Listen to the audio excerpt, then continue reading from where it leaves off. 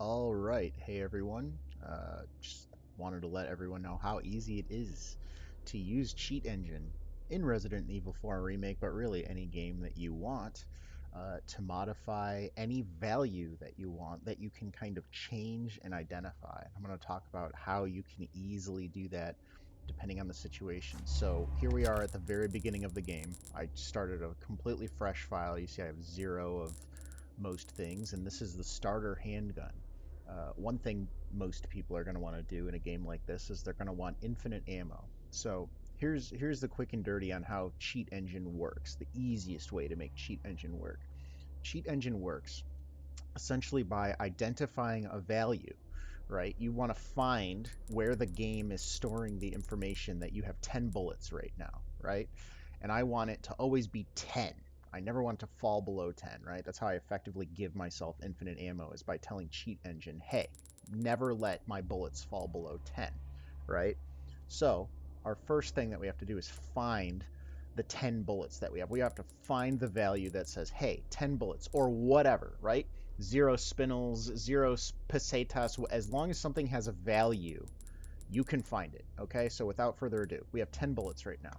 What we're going to do is we're going to open CheatEngine, and the first thing you're going to want to do in CheatEngine is open process.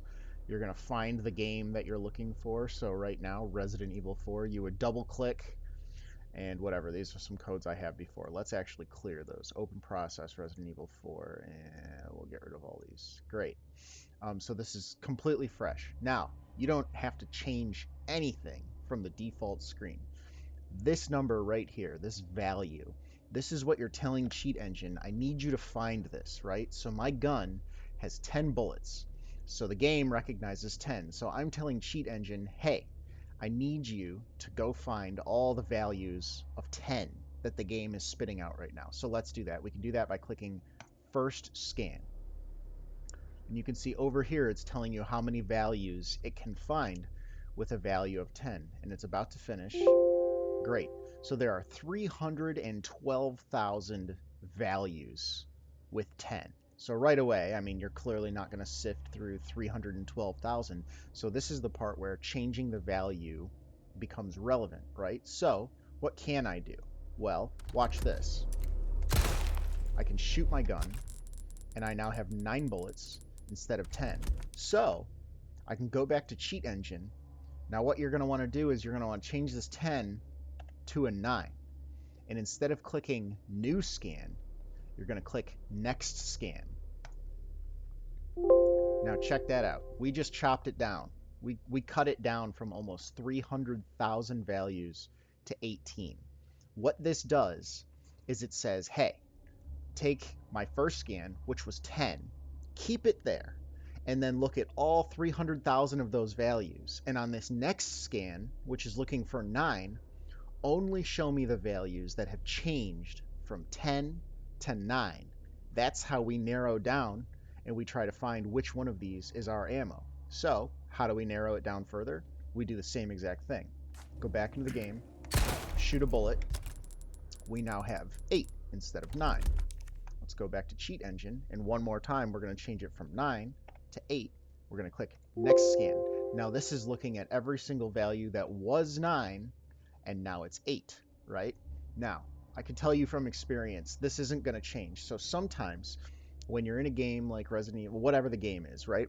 There can be values that all move in the same exact direction in the same exact way. In my experience, once you get down to about 4, sometimes that's where you can never get it down further. So let's try one more time. We'll take it from 8 to 7. Now I just need to go find a 7, and I'm betting 4 will still show up. Okay, I was wrong.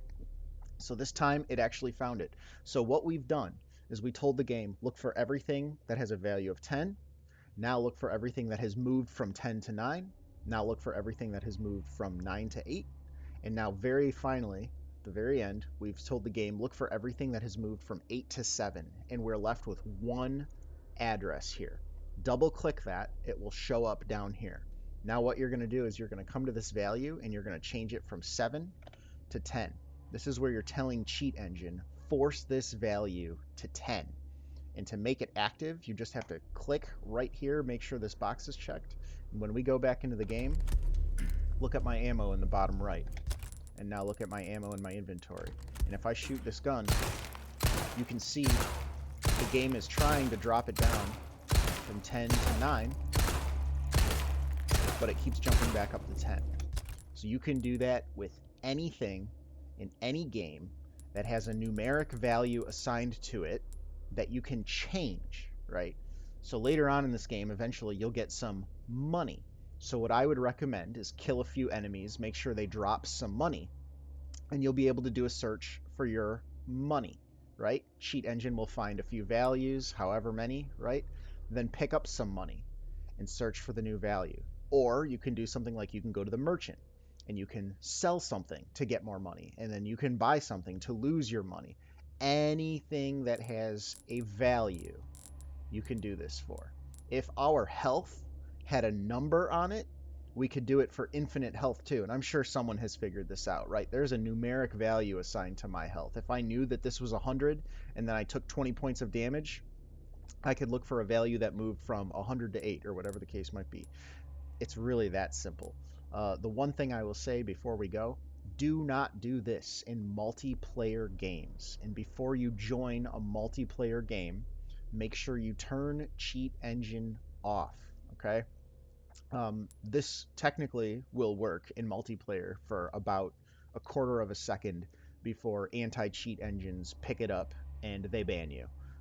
You will be banned pretty much immediately on any reputable multiplayer game. So do not leave this up if you are joining a game that you actually care about. So that's it. Hope you guys enjoyed this. Hope you found it useful. And I will see you next time.